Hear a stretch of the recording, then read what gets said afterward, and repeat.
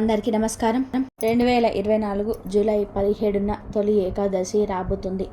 ఇది అత్యంత పవిత్రమైన ఏకాదశి. ఈ తొలి ఏకాదశిని హిందువులు ఒక పెద్ద పండుగలాగా చేసుకుంటూ ఉంటారు. ఉపవాసం ఉంటారు, భక్తితో గుళ్ళకు వెళ్తారు, విష్ణుమూర్తిని పూజిస్తారు.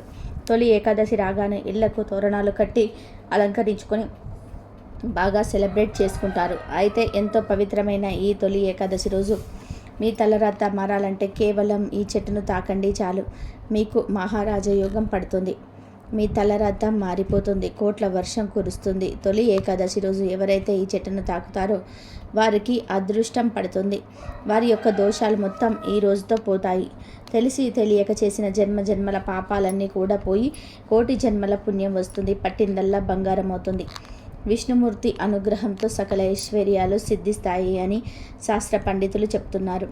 మరి ఇంతకీ తొలి ఏకాదశి రోజు ఏ చెట్టును తాకాలన్న విషయాన్ని ఈ వీడియోలో వివరంగా తెలుసుకుందాం. ఫ్రెండ్స్, ఫస్ట్ అయితే ఈ వీడియోకి ఒక లైక్ కొట్టి మా ఛానల్ని సబ్స్క్రైబ్ చేసుకొని మాకు సపోర్ట్ చేయండి. ఎందుకంటే మాకు మీ సపోర్ట్ చాలా అవసరం. అత్యంత ప్రాముఖ్యం ఉన్న తొలి ఏకాదశి పండుగలకు ఆది.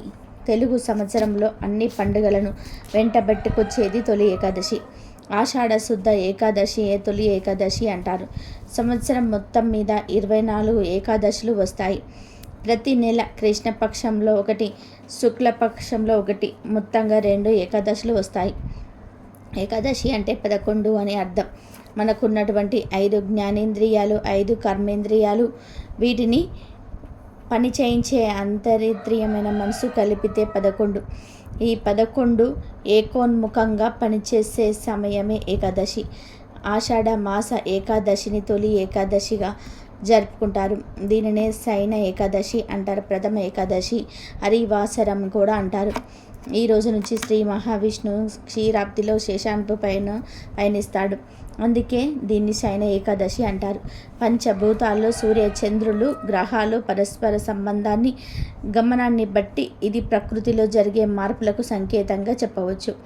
ఉత్తర దిశగా ఉన్న సూర్యుడు ఈ రోజు నుండి దక్షిణ దిశకు వాలుతున్నట్టుగా కనిపిస్తాడు. అంటే సూర్యుడు దక్షిణం వైపుకు మరలినట్టు. ఈ రోజు నుంచి దక్షిణాయనం ప్రారంభాన్ని సూచిస్తుంది. తొలి ఏకాదశి అనేది ఎంతో ప్రాముఖ్యతమైన పండుగ. తొలి ఏకాదశిని భారతదేశంలోని ప్రజలందరూ కూడా ఎంతో ఆనందంగా జరుపుకుంటారు. ఈరోజు ఎవరి ప్రాంత ఆచారం ప్రకారం వాళ్ళు పూజలు చేసుకుంటూ ఉంటారు. ఎవరు ఏ విధంగా పూజ చేసినా విష్ణుమూర్తి ప్రసన్నమవుతాడు. అయితే ఎంతో పవిత్రమైన ఈ తొలి ఏకాదశి రోజున ఆడవాళ్ళు మర్చిపోకుండా ఈ రంగు చీరను కట్టుకుంటే చాలు, జన్మల దరిద్రాలన్నీ తొలగిపోతాయి. దీర్ఘ సుమంగళి యోగం కలుగుతుంది. తమ మాంగళ్యం చల్లగా ఉంటుంది. భర్తకు ఆరోగ్యంతో పాటు సకల ఐశ్వర్యాలు సిద్ధిస్తాయి. అష్టైశ్వర్యాలు భోగభాగ్యాలు కలుగుతాయి. అంతేకాదు తొలి ఏకాదశి రోజు ఈ రంగు చీర కట్టుకుంటే కష్టాలు అనేటివి దరిదాపుల్లోకి కూడా రావు. ఏదైనా శుభకార్యం చేస్తున్నప్పుడు శుభప్రదమైన దుస్తువులను ధరించటం మన ఆనవాయితీ. కొన్ని రంగు దుస్తులను వేసుకోవడం వలన శుభ ఫలితాలు వస్తాయి. మరికొన్ని రంగు దుస్తులు వేసుకోవడం వల్ల చెడు ఫలితాలు వస్తాయి.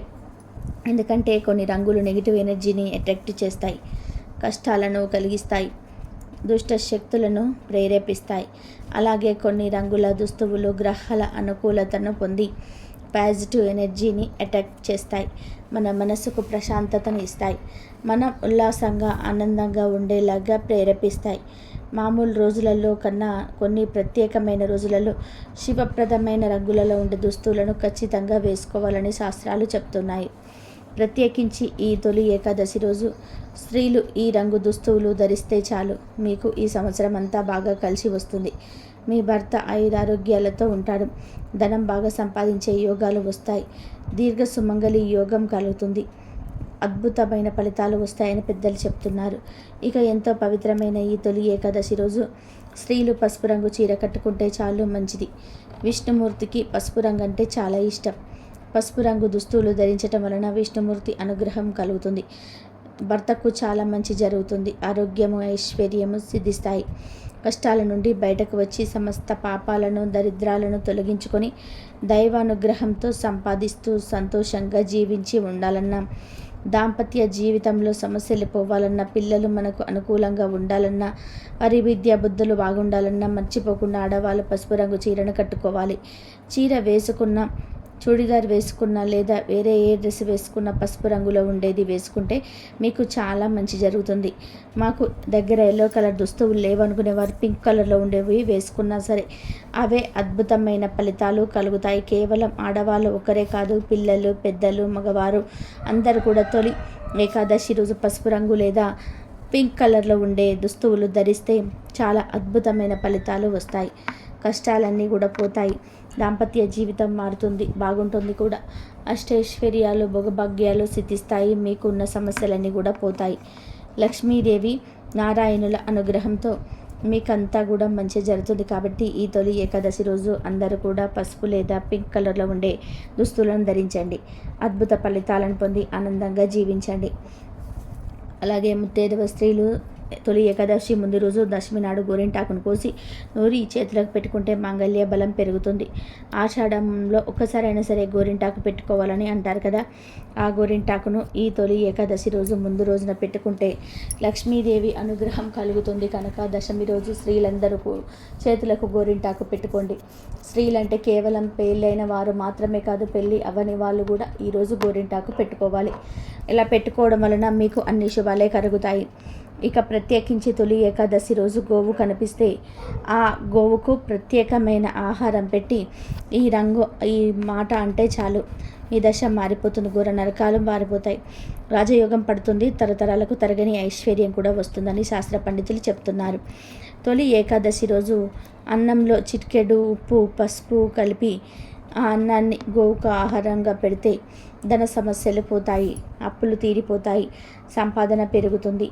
తొలి ఏకాదశి రోజు ఉడికించిన ఆలుగడ్డలను గోవుకు ఆహారంగా పెట్టడం వలన నరఘోష పోతుంది. అలాగే ఈరోజు ఆవుకు క్యారెట్ మరియు ఆహారంగా పెట్టడం వల్ల వ్యాపార అభివృద్ధి కలుగుతుంది. బీట్రూట్, పాలకూరను గోవుకు ఆహారంగా పెట్టడం వలన ఐశ్వర్యం కలుగుతుంది. తొలి ఏకాదశి రోజు గోవుకు దోసకాయలను ఆహారంగా పెట్టడం వలన శత్రువులు మిత్రులు అవుతారు. టమాటాను ఆహారంగా పెట్టడం వలన వివాహ ప్రాప్తి కలుగుతుంది. తొలి ఏకాదశి రోజు బియ్య పిండిలో బెల్లం, కొంచెం నీరు కలిపి ముద్దగా చేసి గోవుకు ఆహారంగా పెట్టడం వలన మానసిక ప్రశాంతత కలుగుతుంది. అలాగే నానబెట్టిన కందులను గోవుకు ఆహారంగా పెట్టడం వల్ల మనలో ఉన్న కోపం తగ్గిపోతుంది. తొలి ఏకాదశి రోజు నానబెట్టిన కుసుమ గింజలను గోవుకు ఆహారంగా పెట్టడం వల్ల మన చేసిన పాపాలు దూరం అయిపోతాయి. నానబెట్టిన శనగలను ఈరోజు గోవుకు ఆహారంగా పెట్టడం వలన మనలో ఆధ్యాత్మిక చింతన ఏర్పడుతుంది. రాగిపిండి మరియు బెల్లం కలిపి గోవుకు పెడితే మనకున్న దరిద్రాలు తొలగిపోతాయి. తొలి ఏకాదశి రోజు నానబెట్టిన పెసర్లను ఆవుకు ఆహారంగా పెట్టడం వల్ల విద్యాభివృద్ధి కలుగుతుంది. ఈరోజు గోవుకు వంకాయను ఆహారంగా పెట్టడం వల్ల సంతాన ప్రాప్తి కలుగుతుంది. తొలి ఏకాదశి రోజు గోవుకు అరటిపళ్ళు ఆహారంగా పెట్టడం వల్ల ఉన్నత పదవులు కలుగుతాయి. ఈరోజు బెండకాయను పెట్టడం వల్ల మనోధైర్యం కలుగుతుంది. దొండకాయను తొలి ఏకాదశి రోజు గోవుకు పెట్టడం వలన మనోవ్యాధి తొలగిపోతుంది. జొన్నపిండి, బెల్లం కలిపి గోవుకు పెట్టడం వలన తెలివితేటలు పెరుగుతాయి. మినప్పిండి మరియు బెల్లం కలిపి తొలి ఏకాదశి రోజు గోవుకు పెట్టడం వల్ల ఐశ్వర్యం కలుగుతుంది. గోధుమ పిండి, బెల్లం కలిపి పెట్టడం వల్ల ఉద్యోగ ప్రాప్తి కలుగుతుంది. నానబెట్టిన పెసరపప్పు పెట్టడం వల్ల ఇంద్రియ నిగ్రహ శక్తి పెరుగుతుంది. నానబెట్టిన కందిపప్పు పెట్టడం వల్ల రుణ బాధలు తీరిపోతాయి. నానబెట్టిన మినపప్పు పెట్టడం వల్ల సంపూర్ణ ఆరోగ్యాన్ని పొందుతారు. పచ్చి శనగపప్పు పెట్టడం వల్ల కుటుంబ కలహాలు దూరం అవుతాయి. శనగపిండి, బెల్లం కలిపి పెట్టడం వల్ల కోర్టు వ్యవహారాల్లో విజయం పొందుతారు. తొలి ఏకాదశి రోజు గోవుకు నానబెట్టిన పొట్టు పెసరపప్పు పెట్టడం వల్ల బుద్ధి కుశలత కలుగుతుంది. ఇలా తొలి ఏకాదశి రోజు ఆయా పదార్థాలను భక్తితో గోవులకు సమర్పించుకుంటే మీకున్న సమస్యలు సులభంగా పోతాయి. తరతరాలకు తరగని ఐశ్వర్యం వస్తుంది. ఇలా మీరు గోవుకు ఆహారం పెట్టిన తర్వాత 3 సార్లు ఓం నమో భగవతే గోమాత్రే నమః అనే మంత్రాన్ని పఠిస్తే సకల దేవతల అనుగ్రహం కలుగుతుంది. ఘోర నరకాలు తప్పుతాయి. కష్టాలన్నీ కూడా పోతాయి. లక్ష్మీదేవి అనుగ్రహం కలుగుతుంది. మీ దశ మారిపోతుంది. రాజయోగం పడుతుంది. తొలి ఏకాదశి వ్రతాన్ని చేయాలి అనుకునేవారు దశమి రోజు రాత్రి నుంచే ఉపవాస దీక్షను ప్రారంభించాలి. ఉపవాసం చేసినా చేయకపోయినా తొలి ఏకాదశి రోజున తెల్లవారుజామున నిద్రలేచి కాలకృత్యాలు తీసుకుని స్నానం చేసి శుభ్రమైన వస్త్రాలు ధరించి నుదుట కుంకుమ ధరించాలి. ఆ తర్వాత లక్ష్మీ నారాయణ పటానికి లేదా వెంకటేశ్వర స్వామి వారి పటానికి గంధము కుంకుమలతో బొట్లు పెట్టి అలంకరించుకోవాలి. ముందుగా ఆచమనం చేసి ఆవు నెయ్యి దీపాన్ని వెలిగించుకోవాలి. తొలి ఏకాదశి అనేది ప్రత్యేక పర్వదినం కనుక విష్ణువును పూజించకముందు పసుపు గణపతిని చేసి అందులోకి వినాయకుని ఆవాహన చేసి ముందుగా పసుపు గణపతికి పూజ చేసి నైవేద్యం సమర్పించాలి. ఆ తర్వాత విష్ణుమూర్తికి తులసి మాలను సమర్పించాలి. విష్ణుమూర్తిని తొలి ఏకాదశి రోజు తులసితో పూజించటం వలన అఖండ ఐశ్వర్యం సిద్ధిస్తుంది. విష్ణుమూర్తికి అలంకరణ అంటే ప్రీతి కాబట్టి మీకు అందుబాటులో ఉన్న రకరకాల పూలతో అలంకరించి ధూప దీప నైవేద్యాలతో అలంకరించుకోవాలి. ఇక ఈ తొలి ఏకాదశి రోజు ముఖ్యంగా మహా నైవేద్యాన్ని శ్రీ మహావిష్ణువుకు నైవేద్యంగా పెట్టాలి. అంటే మీరు ఇంట్లో ఏం వండుకుంటే అది పెట్టాలి. ఇలా మహా నైవేద్యం పెడితే ఆ లక్ష్మీ నారాయణుల కన్నా కటాక్షాలు తప్పక లభిస్తాయి. దీనితో పాటు పేలల పిండిని కూడా నివేదన చేయాలి.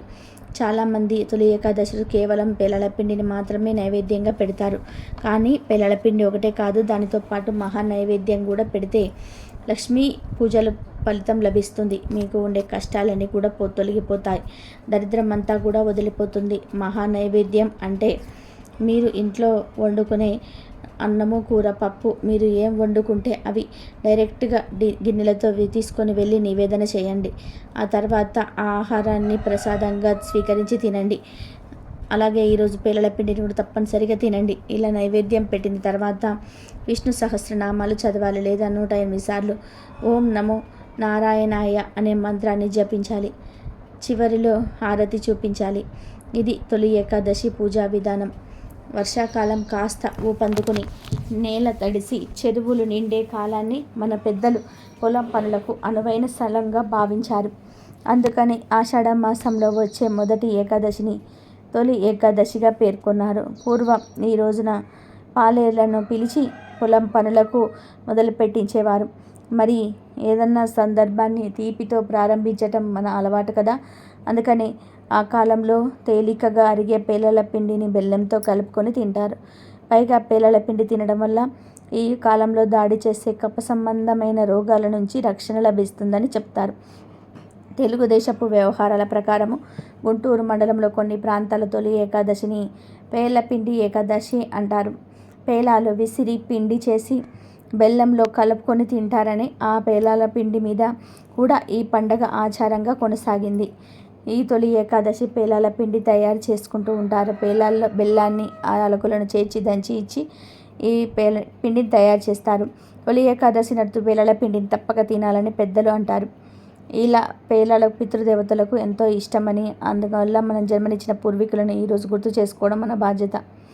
ఆరోగ్యపరంగా కూడా ఈ పిండి చాలా మంచిది. ఈ సమయంలో బాహ్య ఉష్ణోగ్రతలకు అనుకూలంగా దేహం మార్పులు చెందుతుంది. గ్రీష్మ ఋతువు ముగిసి వర్ష ఋతువు ప్రారంభమయ్యే సమయం ఇది. కావున శరీరానికి పిండి వేడిని కలుగచేయడమే కాక వ్యాధి నిరోధక శక్తిని పెంపొందిస్తుంది. వర్షాకాలంలో వ్యాధి బారిన పడడానికి ఉన్న అనేక అవకాశాలను ఇది తిప్పకొడుతుంది. అందువల్ల తొలి ఏకాదశి రోజున ఆలయాల్లో ఇళ్లల్లో పేలల పిండిని ప్రసాదంగా సమర్పించి తినడం ఆనవాయితీగా వస్తుంది. ఎంతో పవిత్రమైన ఈ తొలి ఏకాదశి రోజు అందరూ ఉపవాసం ఉంటారు. మరి ఈ ఉపవాసం ఎలా చేయాలి? ఉపవాసం చేసే సమయంలో ఏదైనా తినవచ్చా? గుడికి వెళ్తే ప్రసాదం పెడితే తినవచ్చా? అసలు ఉపవాసం ఉండలేని వాళ్ళు ఏం చేస్తే ఉపవాసం చేసిన దానికన్నా 1000 రెట్ల ఫలితం వస్తుంది అన్న విషయాన్ని గురించి ఈరోజు ఈ వీడియోలో వివరంగా తెలుసుకుందాం. ఏకాదశి అంటేనే ఉపవాస దీక్ష ముక్తుకు వస్తుంది. పైగా తొలి ఏకాదశిని హిందువులు మొదటి పండుగగా జరుపుకుంటూ ఉంటారు. ఈరోజు ఉపవాసం ఉంటే మరింత మంచిదని చెప్తూ ఉంటారు. ఉపవాసం పాటించడానికి ఒక పద్ధతి ఉంది. తొలి ఏకాదశి రోజు ఉపవాసం ఉండాలి అనుకునేవారు అంతకు ముందు రోజున దశమి రాత్రి నిరాహారంగా ఉండాలి. లేదా లైట్ ఫుడ్ అల్పాహారం లాంటివి తీసుకోవాలి. మన జీర్ణ వ్యవస్థను ఏకాదశి ఉపవాసానికి సిద్ధం చేయటమే ఈ ఆచారం వెనుక ఉన్న అంతరార్థం. ఇక తొలి ఏకాదశి రోజు బ్రహ్మ ముహూర్తంలోని నిద్రలేచి తలస్నానం చేయాలి. ఆ రోజంతా ఏమీ తినకుండా నిష్టగా ఉపవాసం ఉండాలి. ఏమీ తినకుండా ఉండలేని వారు పాలు పండ్లు తినవచ్చు. అవి కూడా చాలవు అనుకునేవారు ఒక్క పూట భోజనమైనా చేసి ఏకభుక్తం ఉండవచ్చు. ఇలా ఈ 3 పద్ధతిలో ఏదో ఒక విధానంగా ఏకాదశి ఉపవాసం ఉండాలి.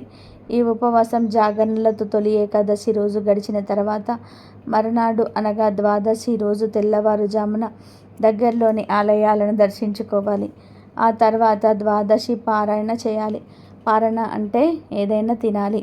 ద్వాదశి రోజు కూడా లైట్ ఫుడ్ తింటే మంచిది. ఎందుకంటే తొలి ఏకాదశి రోజు ఉపవాసం ఉండటం వలన జీర్ణ వ్యవస్థ నెమ్మది అవుతుంది. ఒకేసారి దానికి ఆహారం అందించటం అంత మంచిది కాదు.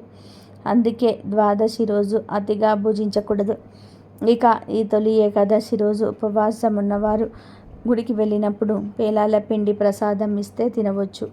గుడిలోనే కాదు, ఇంటి దగ్గర కూడా ఈరోజు పేలాల పిండిని ప్రసాదంగా భావించి తినవచ్చు. అందులో ఏమీ దోషం లేదు కనుక ఉపవాసం ఉండేవారు ఈరోజు ప్రసాదం తినవచ్చు. ఇక ఉపవాసం ఉండే ఓపిక లేనివారు, అనారోగ్య సమస్యలున్నవాళ్ళు తొలి ఏకాదశి రోజు ఉపవాసం ఉండకపోయినా పర్వాలేదు. కానీ ఉపవాసం ఉండి తొలి ఏకాదశి ఎప్పుడెప్పుడు అయిపోతుందా అని ఎదురు చూస్తే అది ఫలితాన్ని ఇవ్వదు. కనుక ఉపవాసం ఉండలేని వారు అన్నం కాకుండా మిగతా అవన్నీ కూడా తినండి. ఏమీ తినకుండా ఉండలేని వారు సంతోషంగా ఏదో ఒకటి తిని విష్ణువును ఆరాధించండి. మనస్ఫూర్తిగా విష్ణువును పూజించండి. దైవనామ స్మరణ చేసుకోండి. ఇలా సంతోషంగా ఏదో ఒకటి తిని విష్ణువును ఆరాధిస్తే ఉపవాసం ఉన్న తిన్నదానికన్నా అధిక ఫలితం వస్తుంది. 1000 రెట్ల ఎక్కువ ఫలితం పొందుతారు. ఎందుకంటే ఇక్కడ మనస్సు ఇంపార్టెంట్. మనసును సంతోషంగా భగవంతుడి మీద లగ్నం చేయడమే ఉపవాసం. ఇలా కాకుండా కఠిన ఉపవాసం ఉండి కూడా భగవంతుడి మీద మనసు లగ్నం చేయలేకపోతే ఈ ఉపవాసం వ్యర్థమై అవుతుంది. కాబట్టి కావలసినవి తిని కూడా ఆ భగవంతుడి మీద మనసును లగ్నం చేయగలిగితే ఉపవాసం చేసి విష్ణువును పూజించిన దానికన్నా 1000 రెట్ల ఎక్కువ ఫలితం వస్తుంది. అంతేకాని బాధపడుతూ ఉపవాసం ఉండవద్దు. అది విష్ణువుకు నచ్చదు. నేను భోజనం చేయలేదు అని అనుకుంటూ విష్ణువును పూజిస్తే ఆ భగవంతుడికి నచ్చదు. మీకు కూడా మంచిది కాదు. తొలి ఏకాదశి రోజు దుర్భాషలు ఆడకుండా జాగ్రత్తగా ఉండండి. ఇలా తొలి ఏకాదశి రోజు మనస్ఫూర్తిగా మనస్సుకు సంతృప్తి కలిగే విధానంగా ఉపవాసం ఉంటే మీరేం తినకుండా ఉపవాసం ఉన్న దానికన్నా అధిక ఫలితం వస్తుంది. ఇక ఈ ఉపవాసం ఎవరు ఉండకూడదు అనే విషయానికి వస్తే 8 ఏళ్లలోపు పిల్లలు, 80 ఏళ్ళు దాటిన వృద్ధులు, అనారోగ్యంతో బాధపడుతున్న వారు, షుగర్, బీపీ వంటి దీర్ఘకాలిక వ్యాధులున్న వాళ్ళు, శ్రామికులు, కర్షకులు, ఉద్యోగానికి తప్పక వెళ్ళవలసిన వారు ఉపవాసాన్ని ఆచరించకున్న దోషం లేదని పురాణాలే పేర్కొంటున్నాయి. ఈ ఏకాదశి ప్రజల్లో ఉండే చైతన్యానికి ప్రతీక. ఈరోజే శ్రీ మహావిష్ణువు యోగ నిద్రలోకి వెళ్తాడు. యోగ నిద్ర అంటే భూమిపై రాత్రి సమయాలు పెరుగుతున్నాయని చెప్పడానికి సూచన. అంటే ప్రజల్లో నిద్ర సమయాలు పెరుగుతాయన్నమాట. వానాకాలంలో వచ్చే మొదటి ఏకాదశి గనక దీనిని తొలి ఏకాదశి అని లౌకికంగా చెప్తూ ఉంటారు పండితులు. ఏకాదశి అంటే 11, 5 జ్ఞానేంద్రియాలు, 5 కర్మేంద్రియాలు, మనస్సు కలిపి మొత్తం 11. వీటిని మనిషి తన ఆధీనంలోకి తీసుకువచ్చి వాటన్నిటిని ఒకటిగా చేసి అప్పుడు దేవుడికి నివేదన చేయాలి. దీని వలన మనిషికి సహజంగా అలవడే బద్ధకం దూరం అవుతుందని, రోగాలు దరిచేరకుండా ఉంటాయని, ఇంద్రియ నిగ్రహం పెరుగుతుందని ఒక నమ్మకం. విష్ణుమూర్తి యోగ నిద్రలోకి వెళ్తాడని పెద్దలు చెప్పగానే నిజంగానే దేవుడు నిద్రపోతాడా అని ఒక సందేహం కలుగుతుంది. విష్ణువు అంటే సర్వవ్యాప్తి అని అర్థం. అంటే విష్ణువు అనే పదానికి అంతర్లీనంగా సూర్యుడు అని అర్థం అన్నమాట. ఇప్పటి వరకు ఉత్తర దిక్కుగా ప్రయాణించిన సూర్యుడు ఈ రోజు నుంచి దక్షిణ దిక్కుకు వాలుతాడు. అంటే ఈరోజు మొదలుగా దక్షిణ దిక్కుగా ప్రయాణం చేస్తాడు. దానినే సాధారణ పరిభాషలో నిద్రపోవటం అని అభివర్ణించాడు. మహిమాన్వితమైన ఈ ఏకాదశి పర్వదినాన వ్రతాన్ని ఆచరిస్తే సూర్య చంద్ర గ్రహణములలో భూమి దానాలిచ్చినంత, అశ్వమేధ యాగం చేసినంత, 60,000 సంవత్సరాలు తపస్సు చేసినంత పుణ్యం లభిస్తుందని ఏకాదశి వ్రతం మహత్యాన్ని గురించి మన పురాణాలు చెప్తూ ఉన్నాయి. మహాసాధ్వి సతీ సక్కుబాయి ఈ వ్రతాన్ని ఆచరించి మోక్షసిద్ధి పొందడం జరిగింది. తొలి ఏకాదశి రోజున సూర్యోదయానికి ముందే నిద్రలేచి శుచిగా స్నానమాచరించి శ్రీహరిని నిష్ఠ నియమాలతో పూజించాలి. పూజ గదిని శుభ్రం చేసుకుని విష్ణుమూర్తి ప్రతిమకు లేదా పటానికి పసుపు కుంకుమలు పెట్టి పుష్పాలతో అలంకరించుకోవాలి. తర్వాత నైవేద్యం పెట్టి కర్పూర హారతి ఇవ్వాలి. అష్ట కష్టాలతో తలమును కలుగుతున్న మానవ జాతిని ఉద్ధరించడానికి సాక్షాత్ ఆ శ్రీహరే ఈ ఏకాదశి వ్రతాన్ని ఏర్పాటు చేశారని, ఈ వ్రతాన్ని నియమ నిష్టలతో ఆచరించిన వారు సమస్త వ్యధల నుంచి విముక్తి పొందగలరని, మరణం అనంతరం వైకుంఠ ప్రాప్తి లభిస్తుందని పద్మపురాణంలో చెప్పారు. ఇక ఎంతో పవిత్రమైన తొలి ఏకాదశి రోజు కేవలం ఈ చెట్టును తాకితే చాలు లక్ష్మీదేవిని మీ ఇంట్లో కోట్ల వర్షాన్ని కురిపిస్తుంది. మరి ఆ చెట్టు ఏమిటంటే దానిమ్మ చెట్టు.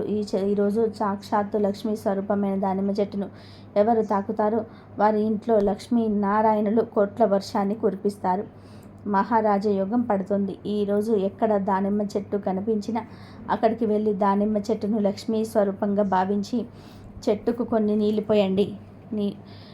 వీలుంటే 3 ప్రదక్షిణాలు కూడా చేయండి. దానిమ్మ చెట్టు మొదట్లో ఆవు నెయ్యితో దీపాన్ని పెట్టి 11 సార్లు తాకండి. ఇలా ఈరోజు దానిమ్మ చెట్టును తాకితే మీ దశ మారిపోతుంది, కోట్ల వర్షం కురుస్తుంది. ఎందుకంటే ఈ తొలి ఏకాదశి అనేది లక్ష్మీనారాయణులకు ఎంతో ఇష్టమైన రోజు. ఈరోజు సాక్షాత్తు లక్ష్మీదేవి నివాసం ఉండే దానిమ్మ చెట్టు తాకితే మన ఒంట్లోకి దైవక శక్తులు ప్రవేశిస్తాయి. ఇదంతా చేయటం కుదరని వారు తొలి ఏకాదశి రోజు స్నానం చేసి కేవలం దానిమ్మ చెట్టును తాకితే చాలు, మీకు అదృష్టం పడుతుంది. మీ తలరాత మారిపోయే కుబేరులుగా మారిపోతారు. దానిమ్మ చెట్టు అంటే లక్ష్మీనారాయణులకు ఎంతో ఇష్టం. అందుకే స్వామివారి పూజలో, అమ్మవారి పూజలో దానిమ్మ గింజలను నైవేద్యంగా పెడతారు. దానిమ్మ చెట్టు మీద లక్ష్మీనారాయణులు నివాసం ఉంటారని శాస్త్రం చెప్తుంది. దానిమ్మ పండులోని గింజలను లక్ష్మీదేవి పళ్ళుగా వర్ణిస్తారు. దానిమ్మ చెట్టు కూడా దేవతా వృక్షమే. ఎవరైతే ఇంటి దగ్గర దానిమ్మ చెట్టును పెంచుతారో వారి ఇంట్లో లక్ష్మీనారాయణులు ఎల్లవేళలా కొలువై ఉంటారు. అటువంటి వారి ఇంట్లో ఎలాంటి కష్టాలు ఉండవు. ముఖ్యంగా ధనానికి కొలత రాదు. ఎవరి ఇంటి దగ్గర దానిమ్మ చెట్టు ఉంటుందో వారి ఇంటి దగ్గర దరిదాపుల్లో కూడా దుష్ట శక్తులు రావు. కనుక అందరూ కూడా ఇంటి దగ్గర దానిమ్మ చెట్టును పెంచుకోవాలి. ముఖ్యంగా తొలి ఏకాదశి రోజు ఎవరైతే దానిమ్మ చెట్టును దగ్గరకు వెళ్ళి ఇప్పుడు మనం చెప్పుకున్న విధానంగా చేసి 11 సార్లు ఆ చెట్టును తాకుతారో వారికి మహారాజయోగం పడుతుంది. కాబట్టి ప్రతి ఒక్కరు కూడా తొలి ఏకాదశి రోజు ఈ చెట్టును తాకండి. లక్ష్మీనారాయణుల అనుగ్రహంతో అష్టైశ్వర్యాలను పొంది ఆనందంగా జీవించండి. తొలి ఏకాదశి నుండి ప్రత్యేకంగా గోపద్మ వ్రతం చేస్తారు. గోపద్మ వ్రతం అనేది చాతుర్మాస సమయంలో గోవులను పూజించడానికి ఏర్పాటు చేసుకున్న వ్రతం. దీనిని సుమంగళి స్త్రీలు ఆషాఢ శుక్ల ఏకాదశి రోజు ప్రారంభించి కార్తీక శుక్ల ద్వాదశి వరకు కొనసాగిస్తారు. గోపద్మ వ్రతంలో భాగంగా గోవులను పూజించటమే కాక పశువుల పాకను లేదా కొట్టాలను శుభ్రపరిచి వాటిల్లో అందమైన ముగ్గులు వేసి అలంకరిస్తారు. ఈ ముగ్గుల్లో భాగంగా ఆవును మరియు దూడను నిలిపి దానిని 33 పద్మాలతో నింపుతారు. అందులో భాగంగా ముగ్గు చుట్టూ 33 ప్రదక్షిణాలు చేస్తారు. 33 సార్లు ఆజ్యమిస్తారు మరియు 33 స్వీట్లు దానం చేస్తారు. పసుపుల పాక అందుబాటులో లేనివారు ఇంట్లోనే ముగ్గు వేసి పూజా కార్యక్రమం చేస్తారు. ఈ గోపద్మం వ్రతాన్ని 5 సంవత్సరాల పాటు మాత్రమే కొనసాగించి ఆ తర్వాత ముగిస్తారు.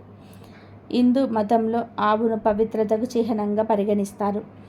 ఆవును పూజించటం అనేది వైదిక సంస్కృతిలో ఒక భాగం.